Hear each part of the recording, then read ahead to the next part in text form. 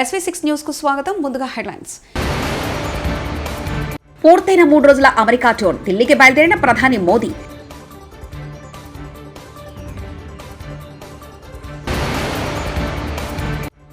సనాతన ధర్మంపై ఇష్టం వచ్చినట్లు మాట్లాడితే ఊరుకునేది లేదు పవన్ కళ్యాణ్.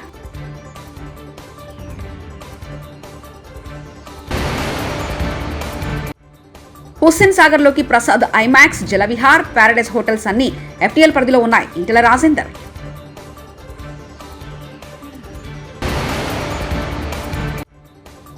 హైడ్రా వల్ల రోడ్డు మీద పడ్డారు పేదలు. ఎవరైతే ఉన్నారో వారందరికీ వెంటనే డబుల్ బెడ్రూమ్ ఇల్లులు ఇవ్వాలి KTR. 2 మంత్రి పదవులు ఇస్తే బీఆర్ఎస్ ఖాళీ అవుతుంది. మేం గేట్లు ఓపెన్ చేస్తే మొత్తం పడి వస్తారు మైనపల్లి హనుమంతరావు. అక్టోబర్ 16న కోర్టులో హాజరు కావాలని సీఎం రేవంత్ రెడ్డికి నాంపల్లి కోర్టు ఆదేశం. తన 3 రోజుల అమెరికా పర్యటనను విజయవంతంగా ముగించుకుని ప్రధాని నరేంద్ర మోదీ మంగళవారం న్యూయార్క్ నుంచి ఢిల్లీకి బయలుదేరారు. 3 రోజుల పర్యటన సందర్భంగా న్యూయార్క్లోని ఐక్యరాజ్య సమితిలో quad leader summit on the future లో మోదీ పాల్గొన్నారు. దీంతో పాటు ఆయన తన పర్యటనలో కొన్ని ముఖ్యమైన ద్వైపాక్షిక సమావేశాలు కూడా హాజరయ్యారు. ఈ క్రమంలో వియత్నాం అధ్యక్షుడితో లామ్తో సమావేశమైన ప్రధాని నరేంద్ర మోదీ ఇరు దేశాల మధ్య సంబంధాలను పెంపొందించుకోవడంతో పాటు కనెక్టివిటీ, వాణిజ్యం, సంస్కృతి వంటి రంగాల్లో సహకారాన్ని పెంపొందించడంపై చర్చించారు. అక్టోబర్ 16న కోర్టులో హాజరు కావాలని సీఎం రేవంత్ రెడ్డికి నాంపల్లి కోర్టు ఆదేశాలు జారీ చేసింది. నాంపల్లి కోర్టులో ఓటుకు నోటు ఈడీ కేసు విచారణ. నేటి విచారణకు ముత్తైతో సహా మిగతా నిందితులు గైహాజరు. రేవంత్ రెడ్డి, ఉదయ్ సింహ, వేంకృష్ణ కీర్తన్, సండ్ర వెంకటవీరయ్య, సెబాస్టియన్ గైహాజర్. నిందితుల గైహాజరుపై అసహనం వ్యక్తం చేసిన నాంపల్లి కోర్టు నేటి విచారణకు మినహాయింపు ఇవ్వాలని నిందితుల అభ్యర్థనను అంగీకరించి కోర్టు అక్టోబర్ 16న విచారణకు హాజరు కావాలని రేవంత్ రెడ్డితో సహా నిందితులందరికీ కోర్టు ఆదేశాలు జారీ చేసింది. 2 మంత్రి పదవులు ఇస్తే బీఆర్ఎస్ ఖాళీ అవుతుంది. మేం గేట్లు ఓపెన్ చేస్తే మొత్తం పడి వస్తారు. ఆ పార్టీలో కేటీఆర్, హరీష్ రావు తప్ప ఎవరు ఉండరు. కేసీఆర్ గుండె పగిలి చేస్తే ఆ బద్నా మా మీద పడుతుంది. కాంగ్రెస్ నాయకుడు మైనపల్లి హనుమంతరావు. ఇలా ఆపేసాం మేము, అటువంటి చేయలే. గేట్లు ఓపెన్ చేస్తే మొత్తం పడొస్తారు. ఇట్లా 2 మంత్రులు ఇస్తే మొత్తం ఖాళీ అవుతుంది. ఆల్రెడీ ఒకరు మాట్లాడిర్రు, మాకు 2 మంత్రులు ఇన్రి మొత్తం 26 మందిని తీసుకొని వస్తామన్నారు. రేపటి నుంచి ఓన్లీ హరీష్ రావు, కేటీఆర్ బావమర్దులను చూసుకుందాం. మళ్ళీ వాళ్ళ ఆయన గుండెవల్లి దర్శనం అనుకో, అది బదలా మనకే వస్తుంది. మళ్ళా సింపతితో గెలుద్దాం అనుకుంటారు కొడుకులు. హరీష్ రావును కలిసి తమగోడు వెళ్లబోసుకున్న RRR బాధితులు. రైతులు సీఎం రేవంత్ రెడ్డి, మంత్రి కోమరెడ్డి, ఎమ్మెల్యేలు ఎవరు కూడా తమ బాధను పట్టించుకోవట్లేదని ఆవేదన వ్యక్తం చేశారు. ఈ సందర్భంగా మాజీ మంత్రి ఎమ్మెల్యే హరీష్ రావు బాధితులకు ధైర్యం చెప్పారు. ఎన్నికల హామీలో చెప్పిన విధంగా కాంగ్రెస్ మాట నిలుపుకునే వరకు బాధితులకు బీఆర్ఎస్ పార్టీ అండగా ఉంటుందన్నారు. ప్రభుత్వం దిగిరాకుంటే బాధితుల పక్షాన పోరాటం చేస్తుందని హెచ్చరించారు. భువనగిరిలో నిర్వహించిన ఎన్నికల ప్రచార సభలో బాధితులకు కాంగ్రెస్ జాతీయ ప్రధాన కార్యదర్శి ప్రియాంక గాంధీ చేత హామీ ఇప్పించి ఇప్పుడు మాట మార్చడం దౌర్భాగ్యం. ఇదెక్కడి న్యాయం? ఎన్నికల ముందు ఒక మాట, ఎన్నికల తర్వాత ఒక మాటనా? మాట మార్చడమే మీ విధానమా? ప్రజలకు మభ్యపెట్టడమే కాంగ్రెస్ పద్ధతి అంటూ హరీష్ రావు వ్యాఖ్యానించారు. ముఖ్యమంత్రి రేవంత్ రెడ్డికి చిత్తశుద్ధి ఉంటే హైడ్రా వల్ల రోడ్డు మీద పడ్డ పేదలు ఎవరైతే ఉన్నారో వారందరికీ వెంటనే డబుల్ బెడ్రూమ్ ఇల్లులు ఇవ్వాలి. ఇంకా 40,000 డబుల్ బెడ్రూమ్లు పంచవి ఉన్నాయి. చెరువుల పక్కన, మురికి కాలువల పక్కన దోమలు కుట్టగా ఆరోగ్య సమస్యలు వస్తాయని తెలిసి కూడా దిక్కులేక బతుకుతెరు కోసం వచ్చిన ఒకరికో 2 రేకుల్లో వేసుకుని పేదలు అక్కడ బతికే ప్రయత్నం చేస్తారు. కానీ కావాలని హైదరాబాద్ను ఆగం చేస్తారా? పేదవాళ్ళు తెలుసో తెలియక కట్టుకుంటారు. మానవత్వం ఉన్న గవర్నమెంట్ వారికి నచ్చచెప్పి నోటీస్ ఇచ్చి తప్పు జరిగితే జరిగిందని వారిని ఒప్పించి మెప్పించి వేరే చోట ఇల్లిస్తా అని చెప్పి వారిని తరలించాలి. కానీ నీతి రీతి లేనట్లు ప్రవర్తించొద్దంటూ కేటీఆర్ వ్యాఖ్యానించారు. మానవత్వం ఉన్న గవర్నమెంట్ అంటే ఏం చేయాలి? నోటీస్ ఇవ్వాలి, చెప్పాలి. తప్పు జరిగింది, గతంలో జరిగిండొచ్చు, మా వాళ్ళకు మీరు నల్ల బిల్లు కడుతుండొచ్చు, కరెంటు కనెక్షన్ ఉండొచ్చు, ప్రాపర్టీ ట్యాక్స్ గర్పట్టి కడుతుండొచ్చు, కానీ తప్పు ఉన్నది కాబట్టి నీకు వేరే ఇల్లు ఇస్తా అని చెప్పి వేరే ఇంటికి తరలించి ఆడికెళ్ళి వాళ్ళని ఒప్పించి మెప్పించి తీయాలి. నువ్వేం చేస్తున్నావు? నీకేమైనా నీతి రీతి ఉన్నదా? మేము 1,00,000 డబుల్ బెడ్రూమ్ ఇల్లు కట్టినాం. కట్టి అక్క వాళ్ళు మేమందరం కూర్చొని, ఎమ్మెల్యేలు అందరం కూర్చొని 60,000 ఇండ్లు ప్రజలకు ఇచ్చినాం. ఇంకా 40,000 ఇండ్లు అక్కడనే ముఖ్యమంత్రి కింద పెట్టుకొని ఉన్నాడు. ఇప్పుడు ముఖ్యమంత్రి నీకు చిత్తశుద్ధి ఉంటే హైదరాబాద్లో ఎక్కడెక్కడనైతే హైడ్రా వల్ల ఇవాళ రోడ్డు మీద పడ్డ పేదలు ఉన్నారో వాళ్ళకి ఆ 40,000 ఇండ్లు వెంటనే కేటాయించాలని చెప్పి నేను డిమాండ్ చేస్తా ఉన్నాను. మేము కట్టిన ఇండ్లు అవి, మేము కట్టిన ఇండ్లు బంగారుపాలెంలో పెట్టి నీకు అప్పచెప్పినాం. 40,000 ఇండ్లు ఇవాళ తయారున్నాయి. నీకు చిత్తశుద్ధి ఉంటే ఈ పేదవాళ్లకు ఆ ఇండ్లు మొదలు ఇయ్యి. అది మూసిలో కావచ్చు, ఇంకొకడ కావచ్చు, ఆ పేదవాళ్ళకు కేటాయించు. వాళ్ళకు చట్టం ఫాలోగా. హైడ్రాకు చట్టం లేదు. మరి హైడ్రాకు చట్టం లేకపోతే చుట్టాలనేది ఇచ్చిపెడుతుంది హైడ్రా. అనుముల తిరుపతి రెడ్డికి ఒక నీతి, అనుముల ఇంకా మిగతా బ్రదర్స్కి ఒక నీతి, మిగతా పేదవాళ్ళకు ఒక నీతి ఉంటుందా? ఇదేనా పద్ధతి? అందరికి ఒకటే ఉండాలి కదా చట్టం అంటే. కొంతమందికి చుట్టం ఎట్లయితే చట్టం. అందుకే నేను అడుగుతా ఉన్నా, హైడ్రా బాధితుల విషయంలో కూడా తప్పకుండా బీఆర్ఎస్ పార్టీ మా నగర శాసనసభ్యులతో ఒక సమావేశం పెట్టుకుంటాం. ఏ రకమైన నీతి అవలంబించాలి, ఏ రకంగా పేదవాళ్ళకు అండగా ఉండాలనే దాని మీద పెద్దలు కేసీఆర్ గారి డైరెక్షన్ కూడా తీసుకుంటాం. తీసుకొని మీకు అండగా నిలబడే ప్రయత్నం సంపూర్ణంగా చేస్తామనే మాట కూడా హైదరాబాద్లోని పేదలందరికీ నేను విజ్ఞప్తి చేస్తా ఉన్నా. తెలుగు సినిమా ఇండస్ట్రీకి వార్నింగ్ ఇచ్చిన పవన్ కళ్యాణ్ అయ్యప్ప స్వామి పైన దీక్ష చేస్తే ఇష్టం వచ్చినట్లు మాట్లాడుతున్నారు. ఇదేనా మీరు ఇస్లాం మీద గొంతెత్తగలరా? ఎందుకంటే మీకు వాళ్ళు రోడ్డు మీద తీసుకొచ్చి కొడతారన్న భయం ఉంటుందంటూ AP deputy CM Pawan Kalyan అన్నారు. నేను ఇంకొక మతాన్ని నిందించానా? ఇస్లాంని నిందించానా? క్రిస్టియానిటీని నిందించానా? అపవిత్రం జరిగింది, ఇలా జరగకూడదు, ఫుడ్ అడల్టరేషన్ జరిగిందని మాట్లాడుతుంటే దీన్ని గోల చేయకూడదంటే అంటే తప్పు జరిగినప్పుడు మాట్లాడకూడదా? ఒక అపవిత్రం జరిగితే మాట్లాడకూడదా? దేవతా విగ్రహాలను శిరచ్ఛేదం చేస్తే మాట్లాడకూడదా? ఏం పిచ్చి పట్టింది ఒక్కొక్కళ్ళకి? ఎవరి కోసం మాట్లాడుతున్నారు మీరు? ప్రకాష్ రాజ్ కూడా చెప్తా ఉన్నాను, నాకు మీరంటే గౌరవం, I have extreme respect for you. కానీ when it comes to secularism, Prakash Raj garu, it's a two-way, not one. I have extreme respect for you. You know that. Ayyappa స్వామి దీక్ష చేసే వాళ్ళ మీద ఎంత ఇష్టారాజ్యంగా మాట్లాడతారు. ఇదే మీరు ఎవరన్నా సరే ఇస్లాం మీద మీరు గొంతు ఎత్తగలరా? ఎందుకంటే రోడ్ల మీదకి వచ్చి కొడతారని మీకు భయం, అందుకు మీరు మాట్లాడరు. హిందువులు అంటే మెత్తని మనుషులు కదా, తోటి హిందువు కదా, మీరు ఏదైనా మాట్లాడచ్చు. మీకు నమ్మకాలు లేకపోతే మీరు ఇంట్లో కూర్చోండమ్మా. మీకు నమ్మకాలు లేకపోతే ఇంట్లోంచి బయటికి రాకండి, మమ్మల్ని ఏం అనకండి.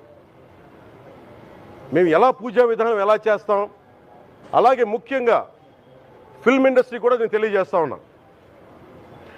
దీని మీద మీరు మాట్లాడితే మద్దతుగా మాట్లాడండి, లేదంటే మౌనంగా కూర్చోండి. అంతేగాని మీ మాధ్యమాల ద్వారా అపహాస్యం చేస్తే మటుకు ప్రజలు మిమ్మల్ని ఎవరు క్షమించరు. ఎందుకంటే చాలా డీప్ పెయిన్ ఇది. మీరు లడ్డూ మీద జోక్లు వేస్తున్నారు. నేను ఒక సినిమా ఫంక్షన్లో కూడా చూశాను, laddu is a sensitive issue అని. Don't you ever say that. Don't you ever try day to say that please. హైదరాబాద్లో హైడ్రా, పాలకుర్తిలో పెడ్రా కావాలి. ఎమ్మెల్యే యశస్విని రెడ్డి. హైడ్రా రావాలంటున్నారు పాలకుర్తిలో. తప్పకుండా ఎక్కడెక్కడ ఎవరెవరు ఏమేమి భూ కబ్జాలు చేసిండ్రో, ఇంకా ఎక్కడ ల్యాండ్ అక్రమంగా తీసుకున్నారో అన్ని కూడా బయటకు వెళ్తాయి. హైడ్రా మరి మన వేరే ఎమ్మెల్యే గారు కూడా హైడ్రా కావాలన్నారు. అదేవిధంగా శంషాబాద్ ఎయిర్పోర్ట్ నుంచి తిరుపతి వెళ్లాల్సిన ఎయిర్ ఇండియా విమానంలో టెక్నికల్ సమస్య. ఉదయం 6:30 హైదరాబాద్ నుండి తిరుపతి బయలుదేరిన ఫ్లైట్ విమానంలో సాంకేతిక సమస్యను గుర్తించిన పైలట్ టేకాఫ్ అయి వెళ్తున్న విమాన మార్గమధ్యంలో ఒంటిమిట్ట వరకు వెళ్లి తిరిగి శంషాబాద్ ఎయిర్పోర్ట్లో అత్యవసరంగా ల్యాండింగ్. 2 గంటల నుంచి ఇప్పటివరకు తమరు పట్టించుకున్న నాదుడే లేదంటూ ఎయిర్పోర్ట్లో ప్రయాణికులు ఆందోళన వ్యక్తం చేశారు.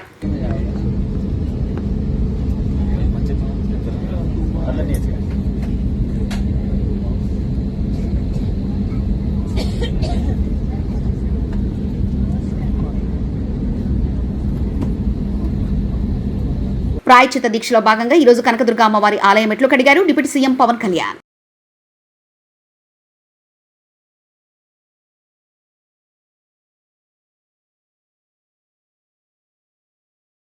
ప్రధానికి రాసిన లేఖలో జగన్ రెడ్డి పచ్చి అబద్ధాలు. Containing ghee that reaches the temple should be accompanied by a certification as to the purity of the ghee and quality of the product from agencies that are accredited by the NABL. Further, at the temple, 3 samples are obtained from every tanker and the same are tested, and only after the 3 samples passes the test would the ghee be allowed to be put to use. అంటే అతను ఏం justification చేస్తున్నాడంటే మొత్తం టెస్ట్లన్నీ అయిపోయినాయని. అక్కడ adulteration test లేదు. Adulteration test లేకుండా adulteration test ఎట్లా చేస్తారండి మీరు? అందులో మీరు చూస్తే అక్కడ చేసేది ట్యాంకర్ ద్వారా వచ్చినప్పుడు ఆవు నెయ్యితో పాటు తేమ, బీట్రో రిఫ్రాక్టోమీటర్ రీడింగ్, కొవ్వు ఆమ్లం, ఆర్ఎం విలువ, పౌడైన్ పరీక్ష, మినరల్ ఆయిల్ కోసం పరీక్ష, అదనపు రంగు కలిపారా, melting point, rancidity, milk fat, కోలెన్స్కే వంటి ప్రాథమిక అంశాలు మాత్రం చేస్తారు. అడల్ట్రేషన్ చేయాలంటే NABL అక్రిడేషన్ ఉండాలి. ఆ ల్యాబ్కి వెళ్ళాలి.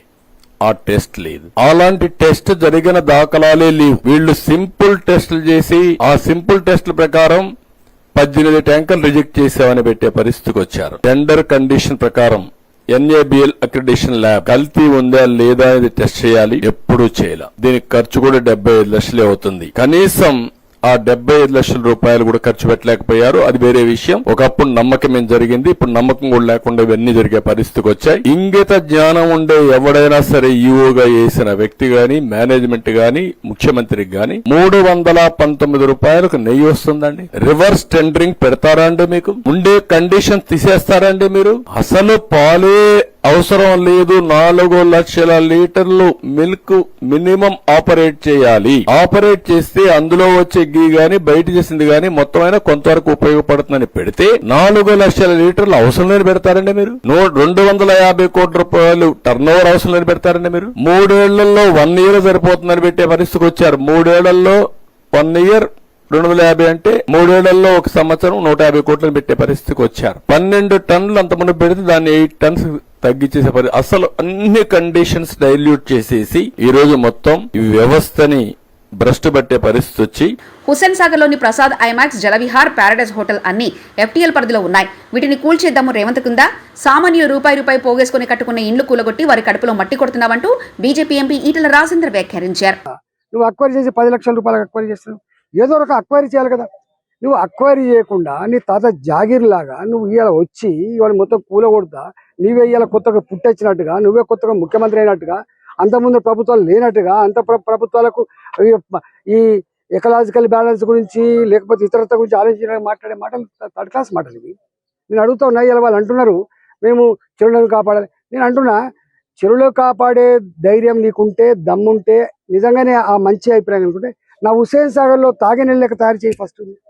ఇవాళ హైదరాబాద్ లో ఉన్న అన్ని చెరువులు పంట పొలాలకు నీళ్ళెచ్చుడు కాక అవన్నీ కూడా మురికి కూపాలుగా మారిపోయినమాట వాస్తవమా కాదా?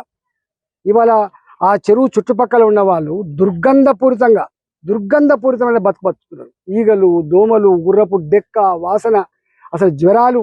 ఎవరు కట్టుకున్నారంటే తక్కువ ధరకు వస్తుందని చెప్పి వాళ్ళు కట్టుకున్నారు.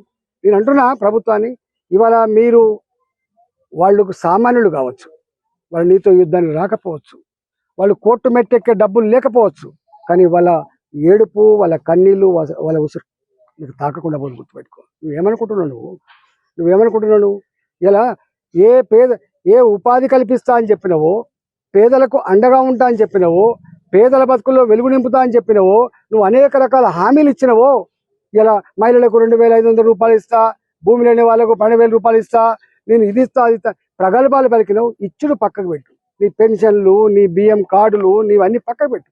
కానీ వాళ్ళ కాళ్ళ మీద వాళ్ళు బతికేటువంటి సామాన్యుల బతుకుల్లో మట్టి కొట్టి నువ్వు వాళ్ళ జీవితాల్లో ఇలా నిప్పులు పోసి నువ్వేం సాధిస్తావని చెప్పి రేవంత్ రెడ్డి అడుగుతున్నాడు.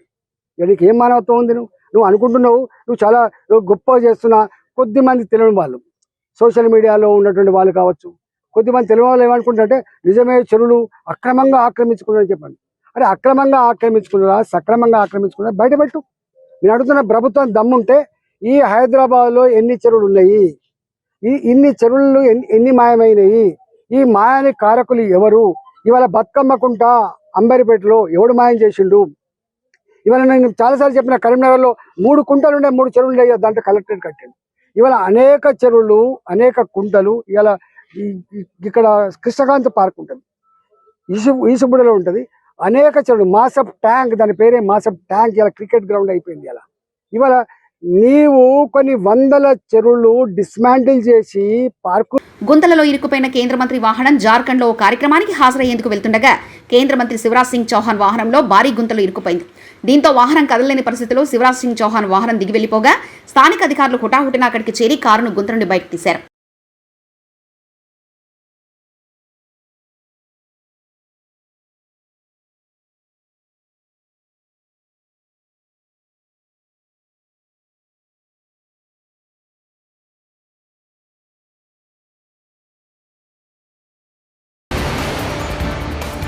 పూర్తయిన 3 రోజుల అమెరికా టూర్, ఢిల్లీకి బయలుదేరిన ప్రధాని మోదీ.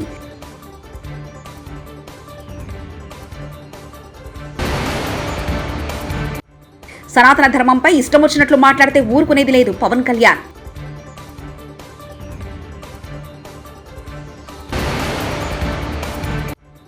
హుస్సేన్ సాగర్ లోకి Prasad IMAX, Jalavihar, Paradise hotels అన్ని FTL పరిధిలో ఉన్నాయి. ఈటెల రాజేందర్.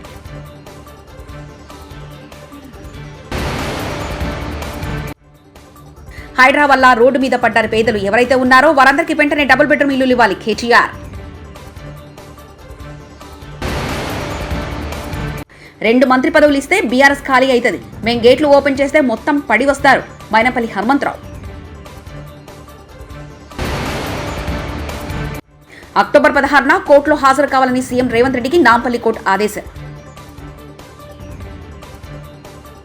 ఇవి బులెటిన్ విశేషాలు. చూస్తూనే ఉండండి SV6 న్యూస్.